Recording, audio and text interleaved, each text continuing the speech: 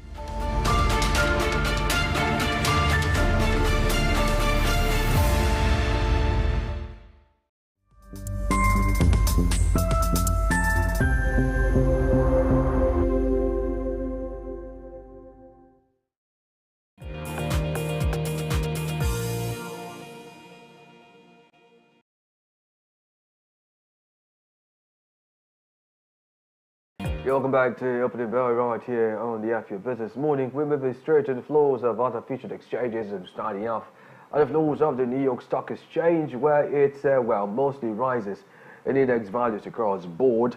I'm interested to know that the NYSE US 100 index is the only one that is down at 0.03%.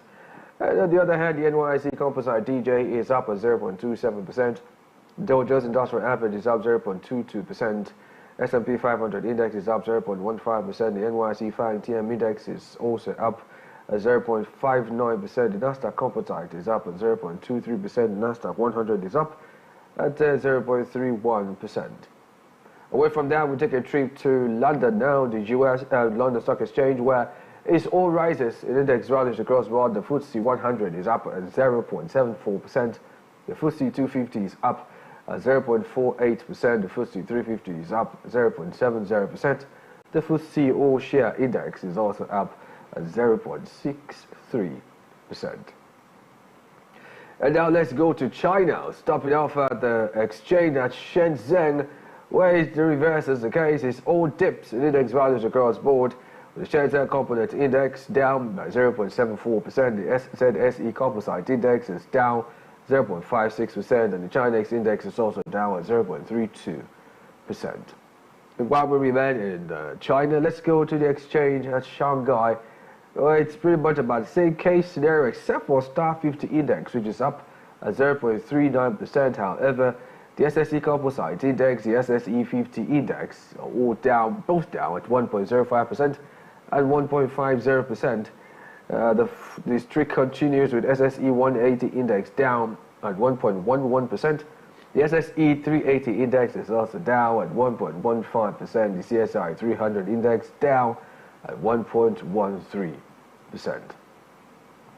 We'll go to a quick break, and when we return, we'll be looking at commodity prices as well as a consumer price watch in the open market. Do well to follow this program. Join in on the conversation on our dedicated Afia Business YouTube channel. Kindly type in the search bar www.youtube.com/Afia Business. And while you're there, do well to hit the like button.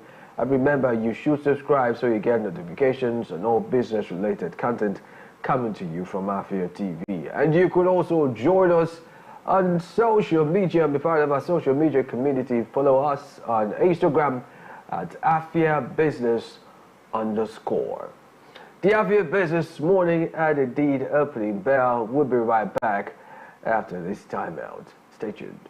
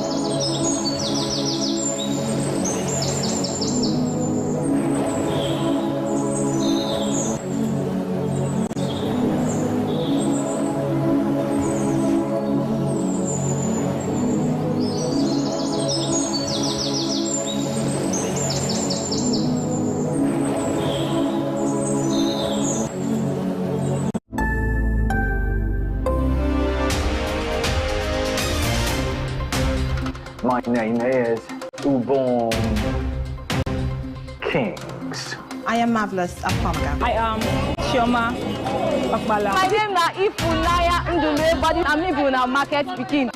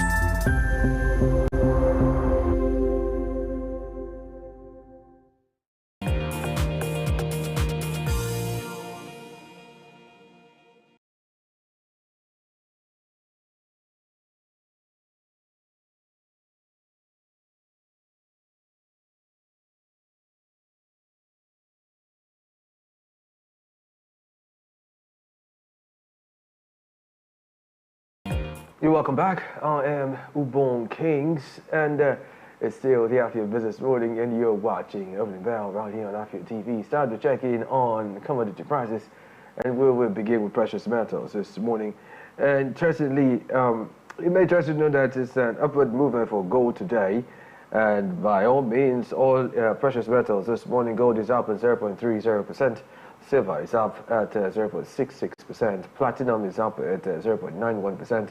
Palladium is up at 0.18%. Away from that, we'll take a look at energy this morning. Energy is a mixture of rises and dips, and index values across board with more dips than rises. However, coal and oil Brent are up at 0.34% and 0.12%. Natural gas is down 3.80%. Ethanol is down 1.31%. Oil, bonylite, brass, river, quiver also down at 2.84% and 4.98% respectively. Taking a look at industrial metals now, which is our next point of call. It's all dips in index values across board from aluminium to tin. All dips. Aluminium is down 1.47%. Lead is down 1.31%. Iron ore is down 0.40%. Copper is down 0.73%. Nickel is down 1.60%. Zinc is down 1.42%. Tin is also down at 1.96%. You're still watching the Afia Business Morning. This indeed is Opening Bell. Do well to follow the program.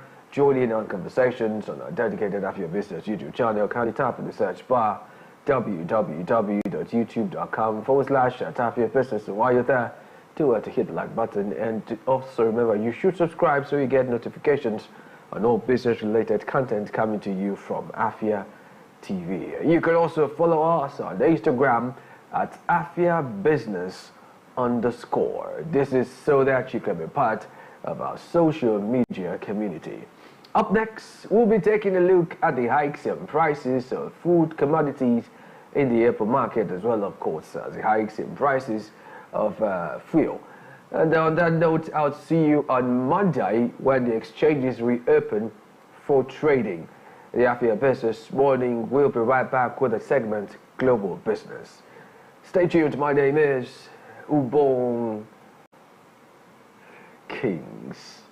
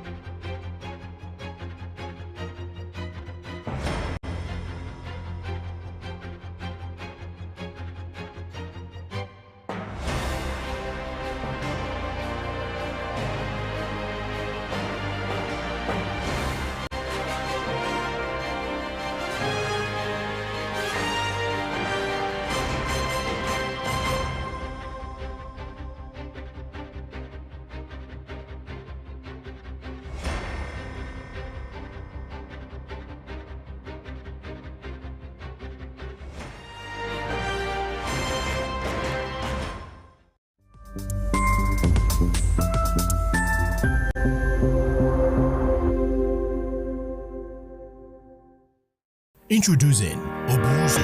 Afia TV's early Christmas gift to businesses in Southeast Nigeria. With Obuzo, Afia TV is empowering local entrepreneurs with 1 billion naira advertising grant, helping you reach a global audience on DSTV, GoTV, and Afia Radio. For more information, visit www.afiatv.net/Obuzo or visit the SME Center in your state. Obuzo, catalyzing economic growth in Southeast Nigeria.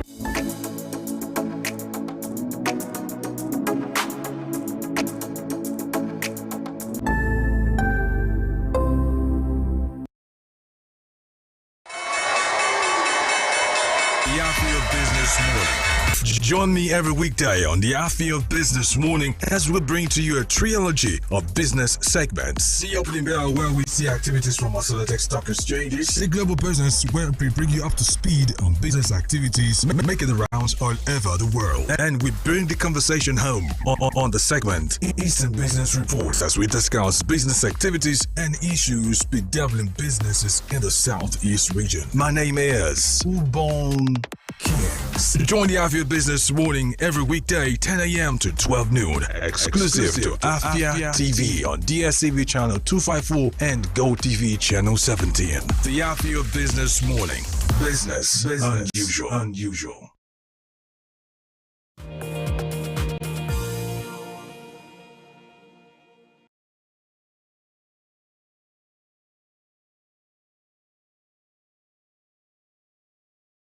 Thank you for rejoining me on the Afia Business Morning. Welcome to Business. And here we'll take a look at business news stories around the continent of Africa and indeed the rest of the world. My name is Ubon Kings. Here are the headlines that we're tracking at the moment. We're starting off with this particular story from the place of gender equality and all, where it's reported that women workforce is to increase in jazz manufacturing. And away from that to the automobile world, BMW urges reconsideration of petrol engine ban.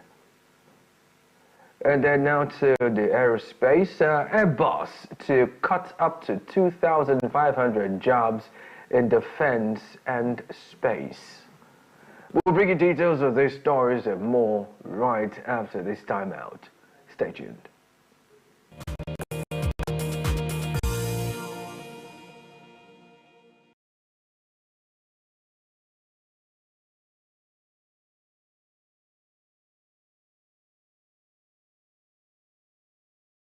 So we begin the stories majorly with headlines from this part of the world, Africa specifically, where it's reported that Hakan Agneval, CEO of Helsinki-based energy and marine power company Wasila, has stated that despite the urgent need to bring more power onto the grid amid devastating load shedding, he warns that the process of procuring gas-fired power units has been very arduous in South Africa. Meanwhile, Karpa Powership, a Turkish company that delivers electricity via gas-powered and fired power ships to several African countries, was selected as a preferred bidder for the 20-year contract in South Africa in March 2021. However, various legal and regulatory hurdles have delayed the project, and it remains unclear whether or not Car Powership will be able to supply power to the country. Now, let me help you with some things here. Background to the story. Background of the story is the fact that South Africa is going through a lot of issues when it comes to power generation in the country. The other time it was the country's own ESCOM that was embattled. At the point, there was a point that they were celebrated, basically, majorly celebrated. But no, that's not the case at the moment. I mean, right now, the country, the power department in the country, lack of better expression, cannot even provide enough power for the country. And now we're talking about a certain company that was supposed to make available to the country using what they call gas-fired power ship. On record that this company has been providing to other African countries, and it's selected as the preferred bidder in 2021 for a 20-year contract, meaning this contract is going to expire at 2041. Yet, as we speak right now, various legal and regulatory hurdles have delayed the project. Why does it always seem that this is always a recurring decimal in many African countries, right? Something is signed on paper and somehow it's frustrated. And thank goodness, thankfully, this one has not got to the point where it has gone to court, and then the company is now demanding the state-owned assets, the country-owned assets, like the case of Nigeria, where a certain company went into business with Nigeria, a certain state in the country, and the state decided to renege on agreements, and the company decided to take on the company decided to take on the country's assets, plenty of its fleet, and that's really sad. Hopefully this will not deteriorate to that, but then we're following up the story, and we're going to keep you in the loop as to how it unfolds. Moving on to other stories, and this time around business stories from the world of aerospace. It may interest you to know that Airbus, which is a European aerospace company, and also the world's, at the moment, the world's largest manufacturer of commercial aircraft, is planning to cut up to 2,500 jobs in its defense and space division by mid-2026, as the firm is helping to boost competitiveness by creating a more efficient structure for the organization after a drop in second quarter profits in its recent earnings report. However, when the announcing the news of job cuts, Airbus guaranteed staff that it would act as a responsible employer, as it would utilize all available social measures to limit the impact of cuts, but argued that changes are necessary to ensure competitiveness. Okay, I'm not surprised by this story. This is something that is pretty much expected, as a matter of fact, anticipated. If you listen to the opening to that particular story, I did read a particular paragraph that said Airbus, not just a European aerospace company, is the world's largest manufacturer of commercial aircraft. A lot of persons will want to argue that it's Boeing. But then, remember this, that Boeing has been in the news for all of the wrong reasons lately, right from the blowing of the cockpit to bad engine, opening of doors, supposedly, You know, it was designed to make it look like it was a window. There was actually an opening there, but it wasn't done properly. But that door flew off. The word would be exploded off mid-air of flight, meaning the plane was going air and everything, moisture, all the elements were getting into the plane, but people were inside the same plane. So yes, Boeing is not in a very good space at the moment. So yes, it is okay to say at the moment Airbus has surpassed Boeing's capacity to be the number one or the world's largest manufacturer of commercial aircraft. And now we're hearing that Airbus is planning to cut 2,500 jobs by mid-2026.